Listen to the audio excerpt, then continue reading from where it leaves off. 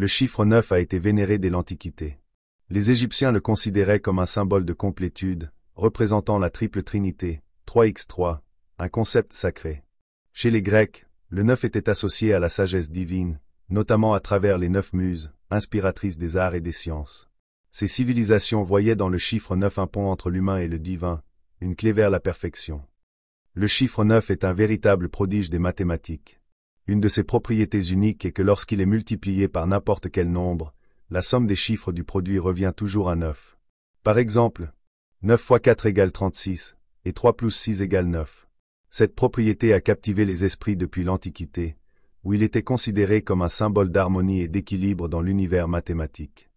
Nikola Tesla, l'un des plus grands esprits de l'histoire, considérait le chiffre 9 comme une clé universelle. Il croyait que les chiffres 3, 6 et 9 étaient au cœur des lois fondamentales de l'univers. Tesla affirmait que ces nombres contenaient les secrets de l'énergie, de la vibration et de la fréquence.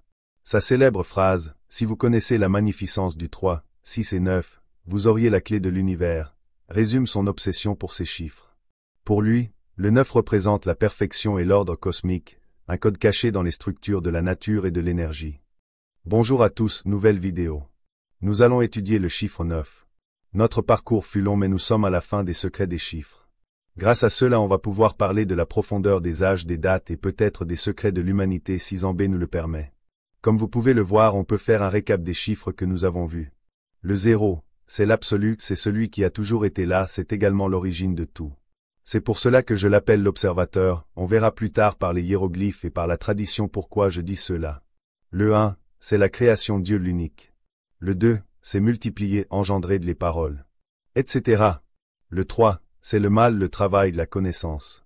Le 4, c'est le temps, le calendrier, le sacrement de Dieu. Le 5, c'est protéger, demeurer, nourrir, etc. Le 6, c'est l'homme, la femme, la matière. Le chiffre 7, c'est la sagesse, le repos, la prière. Enfin le chiffre 8, c'est l'alliance, le pacte, l'infini, c'est-à-dire je remplis toutes les conditions énoncées par les 7 premiers chiffres, alors j'ai le droit au chiffre 8.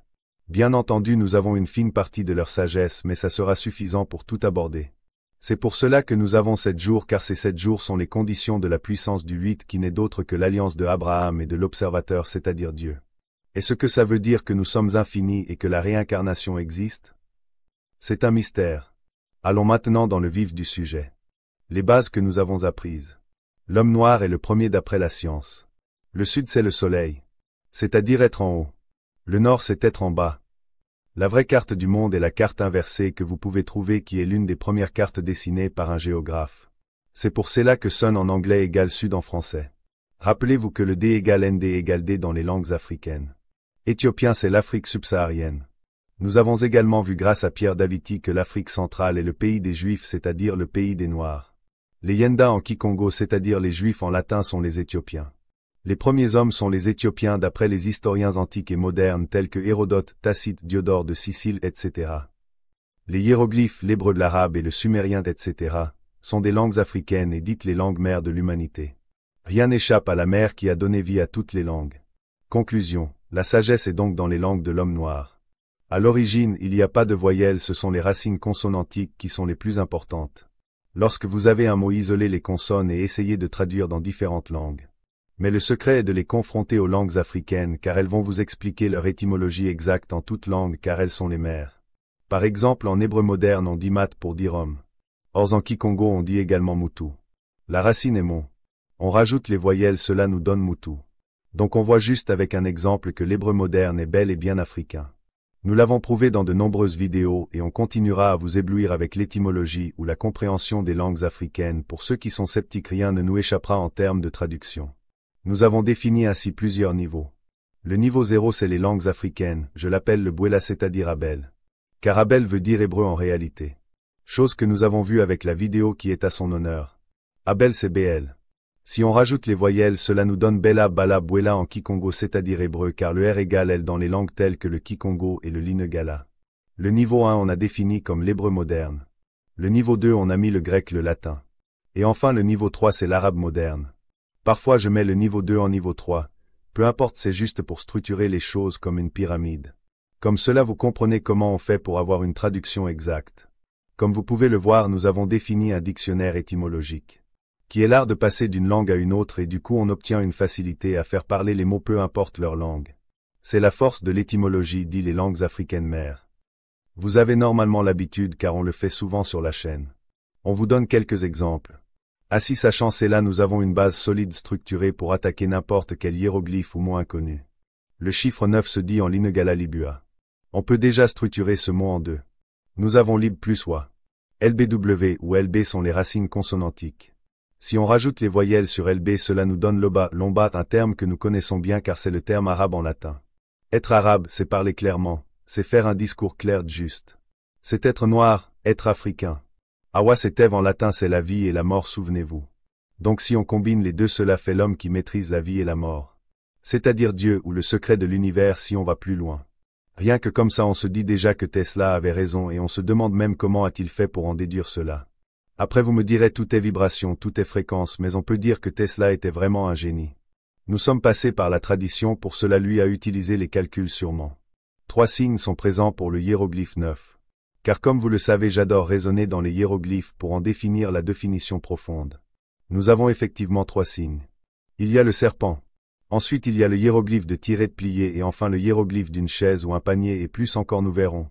En recherchant l'un des mots je devrais retrouver toutes les autres définitions.